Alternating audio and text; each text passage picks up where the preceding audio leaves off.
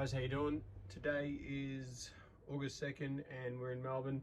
I think Melbourne is about to go into even tougher lockdowns because of Corona, and so it's not even day one of that and I'm already going a little bit nuts. So I've got plenty of time on my hands. Today I've been in the backyard just doing a bit of work on the bike, and I thought I'd make another one of these videos. I've made quite a few about the trip I did last year, about what food I took, the bike build itself, and the gear I took.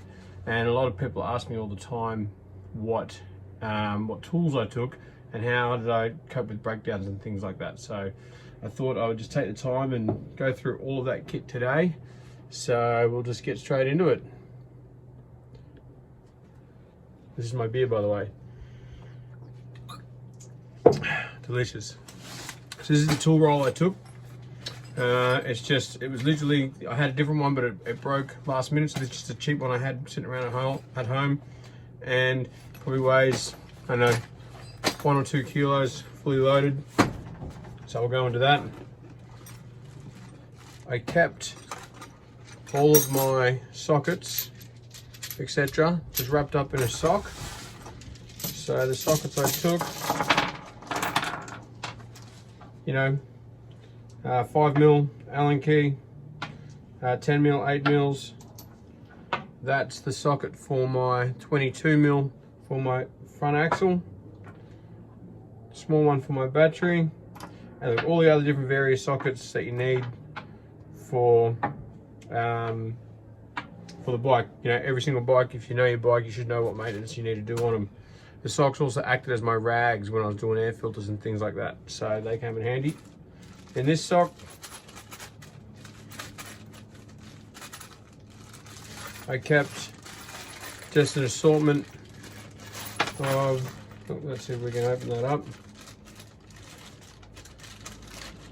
spare nuts and bolts, okay, for some of the different parts of the bike, just because every day I checked the bike, I wanted to make sure I didn't lose any nuts and bolts, and if I did, I knew I'd have a spare, so I always made sure I had that on hand. Digital tie gauge or pressure gauge, set of small tie levers, with obviously also the hex heads in the side, screwdriver, which has an attachment at the end, so if I want to get a longer attachment, that's also my extension bar. Small socket ratchet, also has all 3 attachments there, so I could get my axle nuts on there, but also go with the smaller drivers as well. Small Phillips head screwdriver. This is my rear axle nut plus a tie lever.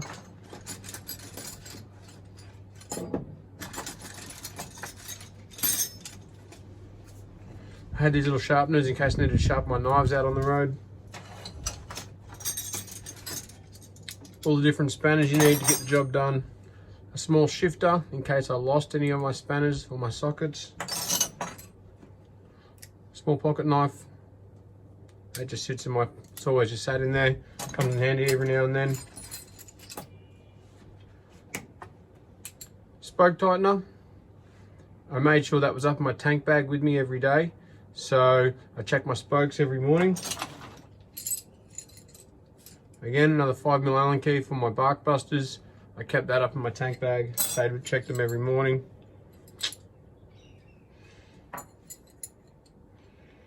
More spanners, blah, blah, blah, blah. So I won't go through all this too much.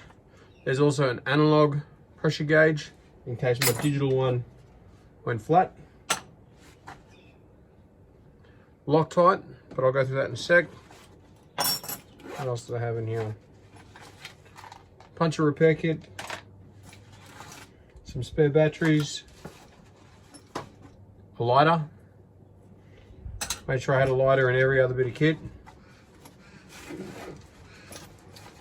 Some spare chain links. Had quite a few of those. Some duct tape. Spare levers, perches, just in case something broke. You don't want to have that problem out there. So all this can go over here. So basically those are all the tools I kept to get all my small bike maintenance done. And I also made this pack. It's 100mm PVC. I'll take that off. I had that strapped on there and I'll show you what that is in a sec. Take that off now since we're home.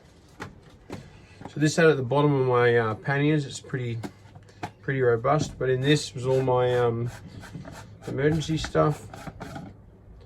So again, another lighter, an electrical tester in case I had a fault, some more chain links. That's just an empty sandwich bag. Some more chain links, a bit of electrical wire in case I had a short out or something rubbed through. Super glue. Now you wouldn't believe it, but this stuff actually, so I cracked my timing port inspection plug and oil was leaking out of my engine. So the only thing that will bond to an oily surface is super glue. So take some super glue with you. If it's a plastic with a crack in it or your crankcase and it's oily, that will seal the oil. Radiator stop leak in case a branch flung up and pierced my radiator. That could have come in handy. This is the piece de resistance. This is a brand new fuel pump, which I thought was very important to take because that is like your Achilles heel. This thing has never even been out of the bag, but let's take it out. So this thing's been all around Australia with me. There it is, brand new, never been used. Beautiful. In fact, I'm gonna put that back in the bag. I wanted to keep it that way. So if you do get some bad fuel in your bike or through your tank out there, you want to be able to make sure you can fix it. Spare bit of chain, just in case I snap my chain. A bit of wire, in case I cracked my frame or something came apart, I could wrap it in wire. And I also had in this canister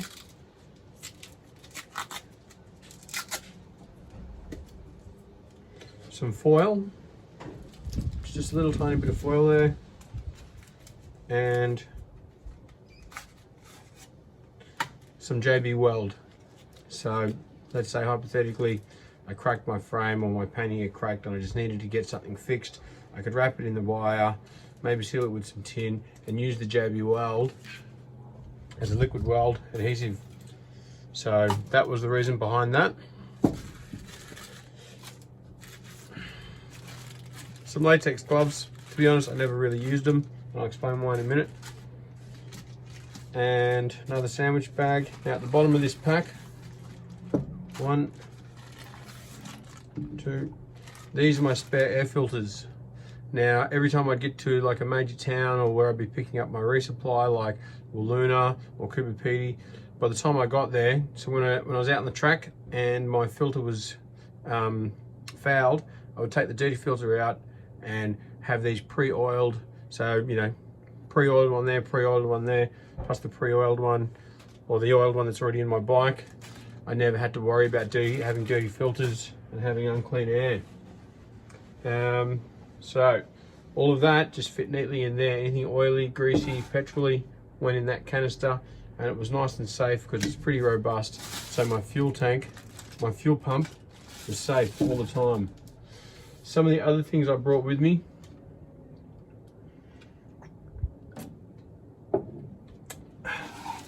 Two pumps.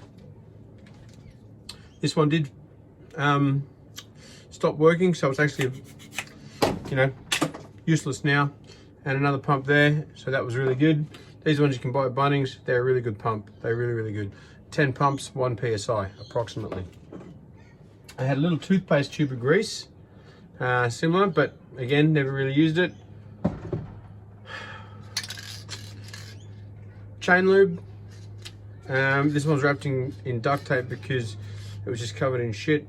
But again, as soon as I hit the sand, I never really lubed my chain again until I got back to Alice Springs, because the chain lube makes the sand stick like shit to a blanket to your chain and causes a lot more wear and tear.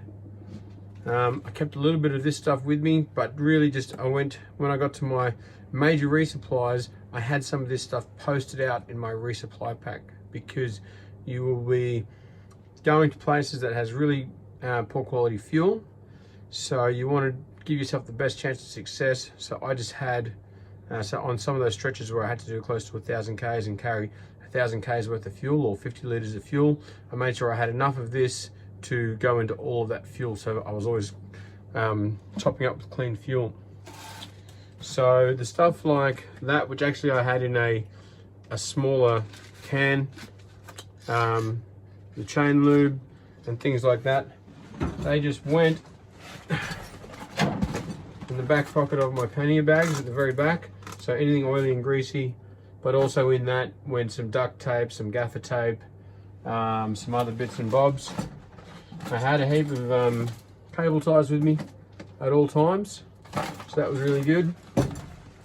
I also took extra skin. So again, with the air filters, if you just put a skin over your nice clean air filter, when it gets fouled or dirty at the end of the day, you just take the skin off, put another skin on, and you throw that skin in the fire or change your air filters out. So they give your air filter a whole nother life. I took a large tire lever because I'm terribly shit at changing tires, especially rears. So I just taped and cable tied that to the back of my panniers. So it was out of the way, nice and low. I only ever had to use it once, but when I did need it, it really did come in handy. And there's another chain breaker. So again, touch wood, I never had to use it, but that just sat in the back of my panniers with all the oils and the lubes and things like that. And I carried about 500 ml of oil with me as well. Again, I didn't want to take too much oil because simply just the weight, and you won't need a litre. 500 ml was more than enough, and to be honest, the bike didn't really use much oil at all. So all of that stuff, you like my pannier bags as well? All of that stuff, all tucked neatly away, all my tools and my repair kits and everything else tucked neatly away into that pannier, or sorry, that tube and that tool roll. And that's pretty much it. So, and aside from that, I haven't really done anything else to the bike since getting back. The thing is still going strong. I'll just show you one thing I've done to the bike since getting back. Obviously the seat was in pretty poor condition when I got back, so I got that reupholstered. So all I did was got I got the seat reupholstered and got the 10 little dashes on the seat there to represent the 10 deserts, which I think is kind of cool. So next year I'm looking at putting an expedition together again that looks at crossing the 10 as well. So I'd love to get a lot of people on board on that. I've already got a few people who have put their hand up and want to drive support vehicles. So if you want to get 10 deserts, 10 strokes in your own seat, come along. It'll be a heap of fun. It'll be a once in a lifetime opportunity. But that is pretty much it from me. You can never be too prepared if you're going out into the wild places. So that's it. I hope you enjoyed that video. If you have any questions, if you think I forgot anything, or if you've got any questions, if you're planning a trip like this yourself, by all means, leave a comment in the comments below and I'll respond to it. I've got more than enough time to get it through all that sort of stuff now, and hopefully I can start making a few more of these videos. But I'm hoping you enjoyed it. Hope you get out there as soon as this corona stuff pisses off. And thanks for watching. Cheers guys, bye.